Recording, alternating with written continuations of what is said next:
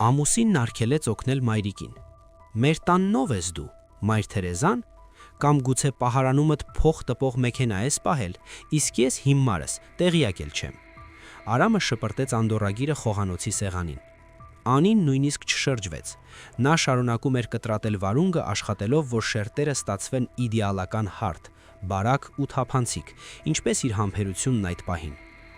Արամ, մի սկսիր, դու գիտես իրավիճակը։ Ես գիտեմ իրավիճակը։ Ամուսինը թատերականորեն թափահարեց ձեռքերը, քայլելով սառնարանից մինչև պատուհան եւ հակառակը։ Խոհանոցում միանգամից նեղվածք դարձավ։ Ես հիանալի գիտեմ իրավիճակը, քո մայրը նորից ամբողջ թոշակը մսխել է դեղերի վրա, իսկ մենք փաստորեն պետք է մեր մարմիններով փակենք ամբրազուրան, ավելի ճիշտ իմ փողերով։ Եվ Անին մի կողմ դրեց դանակը, ձեռքերը սրբեց սրբիչով, դանդաղ, կարծես ժամանակ տալով իրեն հանգստացնելու զարկերակը։ Դա չի մսխվել, Արամ։ Դրանք դեղատոմսով դուրս գրվող դեղեր են, առանց դրանց նրա ճնշումը 200 է, իսկ անդորրագրում ընդամենը 25,000 դրամ է։ Մենք նպատակ ունենք, Անի, մենք գարնանը պատրաստվում էինք մեքենան փոխել։ Թե մոռացել ես, ամեն մի լուման հաշված է, իսկ դու իմ թիկունքում։ Թիկունքում։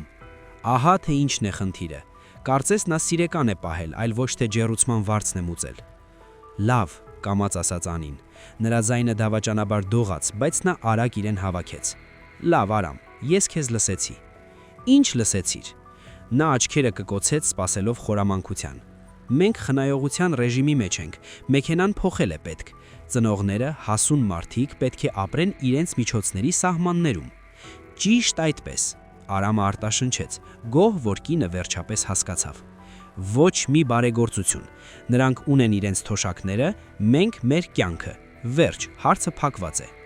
Նա նստեց սեղանի շուրջ, վերցրեց սկահակից մի թխվածքաբլիթ եւ խրթխրթացնելով կծեց։ Անին նայում էր նրան ու մտածում այն մասին, թե որքան տարօրինակ է կառուցված տղամարդկանց օպտիկան։ Նա տեսնում է մակրոաշխարհը, իսկ միկրոաշխարհը նրա համար գոյություն չունի։ Արամը տեսնում էր 25,000 դրամը որպես մեկ ամբողջական գումար, բայց նա համառորեն չէր նկատում այն հարյուրներն ու հազարները, որոնք առվեկի պես հոսում էին բյուջեից ամեն աստծո օր եւ հոսում էին դրանք ամենևին ոչ իր հիվանդ մոր ուղղությամբ։ Նոր առավոտ, նոր խնդրանքներ։ Հաջորդ օրվա առավոտը սկսվեց ոչ թե սուրճով, այլ հեռախոսի թրթռոցով։ Էկրանին հայտնվեց Գայանե Սամվելովնայի անունը։ Սկեսուրը միշտ զանգում էր նույն ժամին, երբ Անին պատրաստվում էր գնալ աշխատանքի։ Սովորաբար խոսակցությունը տևում էր մոտ 3 րոպե եւ ավարտվում այս նախադասությամբ. Անի ջան, հեռախոսից մի քիչ գումար կգցես, թե չէ հիմա կանջատեն, կամ ինձ համար շուկա գնալու տաքսի կպատվիրես, անձրև է գալու, ոտքերս կթրջեմ։ Նախկինում Անին պարզապես բացում էր բանկի հավելվածը, մուտքագրում ծանոթ թվերը եւ մոռանում այդ գործարքների մասին։ Դե 1000 դրամ, դե 1500, մանրու թե չէ, Արամը նույնիսկ չգիտեր այդ գործարքների մասին։ Նրանք ունեին տարբեր քարտեր, բայց ընդհանուր բյուջե, խնայողական հաշվի վրա, ուր գցում էին հիմնական գումարները։ Իսկ ընթացիկ ծախսերով է հաշվում։ Անին խորը շունչ քաշեց։ Մատը սահեցրեց էկրանի վրայով։ Ալո, Գայանե Սամվելովնա, բարի լույս։ Բարի Անի ջան, բարի։ Սկեսուրի ձայնը առույգ էր, զնգացող, ինչպես նոր զարթուցիչը։ Լսիր, ես այստեղ խանութում պատկերացնում ես, արքայանար ինչ տեսա։ Կորոլյոկ, ոնց որ ես եմ սիրում, բայց կանխիկ փողերը, ծեր հիմարս, տանն եմ մոռացել մյուս պայուսակիս մեջ։ Արագ մի 3500 դրամ փոխանցիր ինձ։ Ես մի հատ էլ կատնաշոր կվերցնեմ։ Անիի սիլտը կարծես տամոքսն ընկավ։ Պատերազմ սկսելը միշտ սարսափելի է, անգամ եթե ճշմարտությունը քո կողմն է։ Գայանե Սամվելովնա, Անին դադար տվեց, փորձելով այնպես անել, որ ձայնը հնչի առավելագույնս բարեհամբույր, բայց հաստատակամ։ Ես մեծ սիրով, բայց չեմ կարող։ Այսինքն, հեռախոսագծի մյուս ծայրում լռություն տիրեց, որի մեջ թվում էր լսվում էր, թե ինչպես է գանձապահը թարթում աչքերը։ Ինտերնետը չի բռնում։ Բռնում է, պարզապես փող չկա։ Արամը 3 խիստ խնայողության ռեժիմ է մտցրել։ Մենք մեքենայի համար ենք գումար հավաքում, ինքներդ գիտեք։ Ասած ոչ մի ավելորդ լումա չի կարելի ծախսել, ամեն ինչ հաշվարկված է։ Ինչ։ Սկեսուրն ակնհայտորեն շփոթվեց։ Անի, կատակում ես, այդ ինչ 3500 դրամն է ավելորդ, դա հո ուտելիքի համար է։ Հասկանում եմ, բայց մեզ մոտ հիմա խիստ է։ Արամն ասաց, որ ծնողները պետք է ապրեն իրենց թոշակով։ Ես իմ մայրիկին էլ մերժեցի, նույնիսկ դեղերի հարցում։ Այնպես որ կներեք, Անին կկոցեց աչքերը, սպասելով պայթյունի։ Դե դու տալիս ես, նեղացած ձգեց Գայանե Սամվելովնան։ Լավ, յոլա կգնամ առանց արքայանարենքի, ասա ամուսնուդ, որ մորը սոված թողեց։ Ազդանշաններ։ Անին արտաշնչեց, առաջին ռաունդն անցավ։ Ձեռքերը մի փոքր դողում էին, բայց ներսում ազարտ էր բորբոքվում։ Նա գիտեր, որ Գայանե Սամվելովնան այնքան էլ հեշտ չի հանձնվի։ Այդ կինը կարողանում էր հասնել իր ուզածին մեղմ ուժով, նվնվով եւ մեղքի զգացմունքի վիրտուոզ մանիպուլյացիայով։ Նոր կանոններ, նոր իրականություն։ Երեկոյան տանը լուռ էր։ Արամը աշխատանքից եկավ հոգնած եւ ընկղվեց պլանշետի մեջ։ Անին լուր սեղան էր գցում։ Հանկարծ ամուսնու հեռախոսը ծխծրաց, հաղորդագրություն էր։ Նա նայեց, խոժորվեց, հետո եւս մեկը։ Մորս է գրում, ասում է, որ դու այսօր հրաժարվել ես օգնել իրեն։ Բան է պատահել։ Անին ուսերը թոթվեց, խիուսը լցնելով ափսեի մեջ։ Ոչինչ չի պատահել։ Նա գումար էր խնդրում արքայանարենջի ու կատնաշորի համար, իսկ մեզ մոտ հիշում ես բյուջե է։ Ես խստորեն հետևում եմ քո հրահանգներին, ոչ մի լումա կողմնակի բաների վրա։ Արամը քարացավ, պաթառակալը բերանի մոտ պահեց։ Անի, դե դու էլ չափն անցնիլ, հո մորս է, 3500 դրամ է, 25000 չէ։ Լուման դրամը պահում։ Նրա սիրելի ասացվածքը հատու-հատուկ ընդգծելով արտասանեց կինը։ Դու ինքդ ասացիր, ոչ մի բացառություն։ Եթե ես իմ մորը կենսականորեն կարևոր վճարումների հարցում չեմ օգնում, ապա քո մոր գաստրոնոմիական քմահաճների հովանոցելը առնվազն անարդարացի կլինի։ Ճիշտ է, Արամը ծամեց շուրթը։ Տրամաբանությունը երկաթյա էր, ասելու բան չկար։ Դե լավ, փնթփնթաց նա։ Ճիշտ է, կարգապահություն պետք է լինի։ Նա ինքը մորը փոխանցեց գումարը։ Անին նկատեց, թե ինչպես նա արագ ինչ-որ բան հավաքեց հավելվածում։ -5000, մտովի նշեց նա։ Հաշիվը բացված է։ Անցավ 3 օր, փորձարկումը թափ էր հավաքում։ Չորեքշաբթի օրը Անին գնաց իր մոր, Նարինե Աշոտովնայի մոտ։ Սեղանին դրված էր դատարկ թեյ եւ երեկվա չորահաց։ Անի ջան, դու իմ մասին մի անհանգստացիր։ Մայրը վազվզում էր փորձելով գոնե ինչ-որ բանով հյուրասիրել դստերը։ Ես այստեղ հաշվեցի, եթե շիլան ջրով եփեմ, մինչև թոշակս յոլա կգնամ։ Գլխավորն այն է, որ դեղերը սառել եմ, իսկ կոմունալները դե տույժեր կգան, հետո մի կերպ կվճարեմ։ Իմ պատճառով ամուսնուդ հետ չվիճես, Աստված սիրես։ Անի կողորթում գունդ կանգնեց։ Դրան նայելը ֆիզիկապես ցավոտ էր։ Ուզում էր հենց հիմա հանել դրամապանակը, վճարել ամեն ինչի համար, սառնարանը լցնել մթերքով, բայց նա հասկանում էր, եթե հիմա զիջի, Արամը երբեք ոչինչ չի հասկանա։ Նա այդպես էլ կկարծի, որ զոքանչը վատնող է, իսկ իր մայրը պարզապես մանրուքների համար է գումար խնդրում։ Պետք էր իրավիճակը հասցնել աբսուրդի։ Մամ, ես քեզ համար մթերք եմ բերել։ Անին դրեց տոպրակը ձավարեղենով, հավի մսով եւ յուղով։ Դրանք նա գնել էր իր գրպանի փողով, կրճատելով իր ճաշերի ծախսերը։ Բնակարանի հարցը կլուծենք, մի շաբաթ համբերիր։ Դուրս գալով մոր շքամուտքից նա բախվեց այն իրականությանը, որտեղ 25000 դրամը գոյատևման հարց է։ Իսկ մեկ ժամ անց իրականությունը նորից հարվածեց նրան, բայց արդեն այլ կողմից։ Զանգ Գայանե Սամվելովնայից։ Անի, սա աղետ է։ Սկեսուրի ձայնը հնչում էր Շեքսպիրյան տեսարանին արժանի ողբերգականությամբ։ Ինչ է պատահել, շտապօգնություն կանչեմ, վախեցավ Անին։ Ինչ շտապօգնություն։ Իմ վարսահարդարիչը փչացել է, պատկերացնում ես, գլուխս լվացել եմ, նստած եմ թաց, իսկ նրանից ծուխ դուրս եկավ։ Ինձ շտապ նորն է պետք։ Ես նայեցի ինտերնետում, այնտեղ կան լավերը, պրոֆեսիոնալ, իոնիզացիայով, արժեն ընդամենը 15000 դրամ։ Փոխանցիր ինձ, ես առաքում կպատվիրեմ։ Անին ճակատով հենվեց ավտոբուսի զով ապակուն։ Իոնիզացիայով վարսահարդարիչ, Գայանե Սամվելովնա, հանգնած արտասանեց նա։ Դուք հո գիտեք, խնայողության ռեժիմ է, Արամը արգելել է։ Ինչ ես մի բանը բռնել թութակի պես։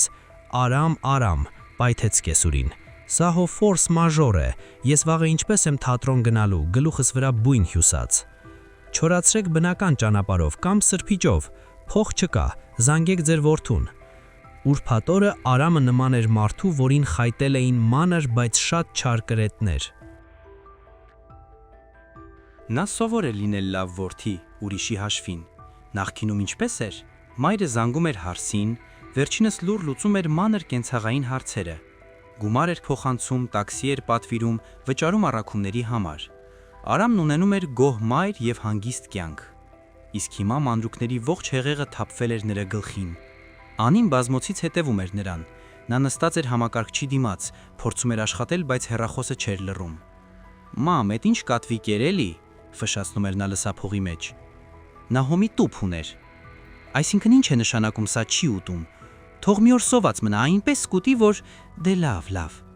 Ինչքան է 2500 դրամ կերի համար։ Մամ, ձեռք ես առնում։ Նա կատաղած մատներով խփում էր էկրանին, փոխանցում կատարելով։ 1 ժամ անց նորից զանգ։ Էլի ինչ կա, ինտերնետը վճարել։ Ես հո անցած ամիս վճարել էի։ Իսկ դու սակագինը փոխել ես ավելի արագագործի, որպեսզի սերիալներ նայես։ Մամ, մեր փողերը սուղ են։ Արամը շպրտեց հեռախոսը բազմոցին։ Լսիր, շրջվեց նա դեպի Անին։ Նա ինչ է, կատաղել է։ Առաջ նա այսքան չէր խնդրում։ Խնդրում էր, հանգիստ պատասխանեց Անին, չկտրվելով գրքից։ Պարզապես առաջ դա ես էի անում, իսկ դու չէիր նկատում։ Դա անհնար է, ձեռքով արեց նա։ Դե ամիսը մի 2 անգամ։ Ամեն օր Արամ, կամ օրը մեջ։ Մերթ տաքսի, մերթ համեղ բաներ, մերթ նվեր եղբայր աղջիկան, մերթ բաժանորդագրություն կինոթատրոնին։ Բայց դրանք կոպեկներ են, նա դեռ փորձում էր պաշտպանվել։ Դե շաբաթօրը դարձավ վճռորոշ։ Կուլմինացիան վրա հասավ ճաշի ժամանակ։ Գայանե Սամվելովնան եկավ հյուր։ Նա ակնթայտորեն տրամադրություն չուներ։ Նա թեյի համար ցուցադրաբար ամենաէժան թխվածքաբլիթների տուփ էր բերել։ Ահա, աղմուկով դրեց տուփը սեղանին։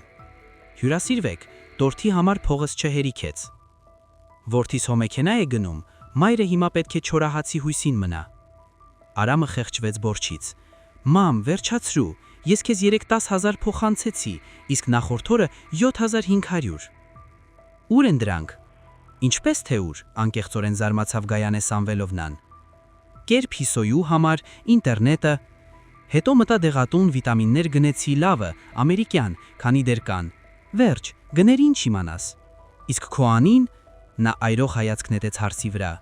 Առաջ գոնե օգնում էր, իսկ հիմա ձմռանը զյումն էլ չես կարող խնդրել։ Բոլորովին քարսիրտ է դարձել։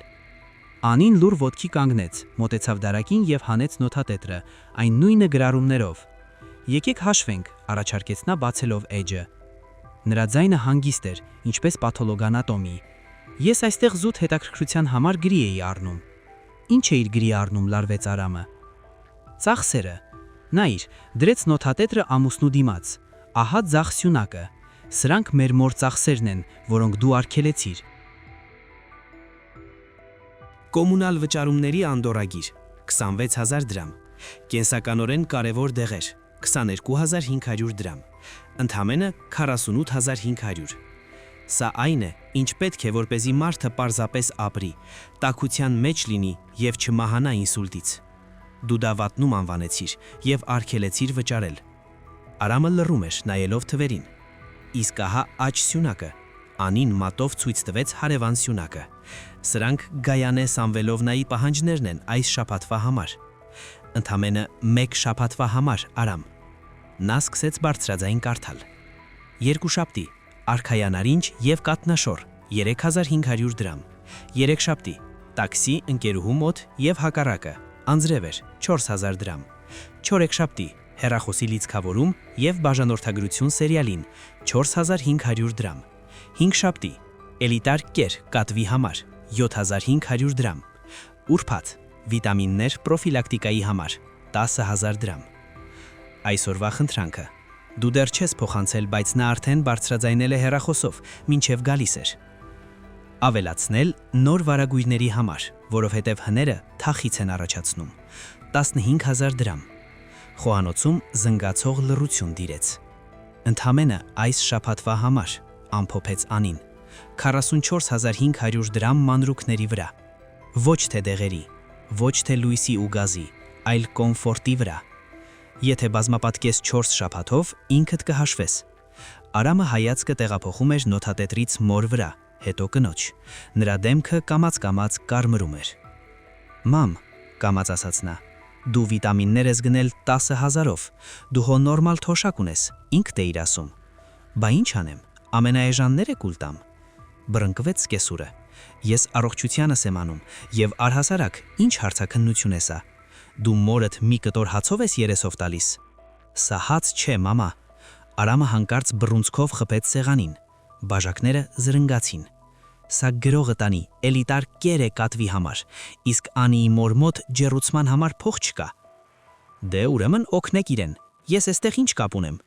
Գայանե Սամվելովնան հանճարեղ խորամկության դիմեց։ Ես հո դեմ չեմ։ Դա դուք եք այնտեղ ինքներդ ինչ-որ բան հորինել մեքենայի հետ կապված, իսկ ինձ մեղավոր եք հանում։ Արամը հետ հենցվեց աթոռի մեջքին եւ ձեռքերը փակեց աչքերը։ Նա այնպիսի տեսք ուներ, ասես մարդ լիներ, ում աշխարհի պատկերը հենց նոր փլուզվել էր։ Անին հազիվ զսպեց ժպիտը, շախ եւ մատ։ Նոր պայմանավորվածություն եւ հանգուցալուծում։ Երեկոյան, երբ սկեսուրը ցուցադրաբար նեղացավ հեռացավ, այն էլ ավտոբուսով, քանի որ տաքսիի համար Արամը սկզբունքորեն փող չտված, խոսակցություն կայացավ։ Արամը նստած էր խոհանոցում եւ հիպնոսացնում էր զոկանչի այն ամենաառաջին անդորագիրը։ Ես մայրիկիդ 50,000 փոխանցեցի, խուլ ձայնով ասաց նա, չնայելով Անիին։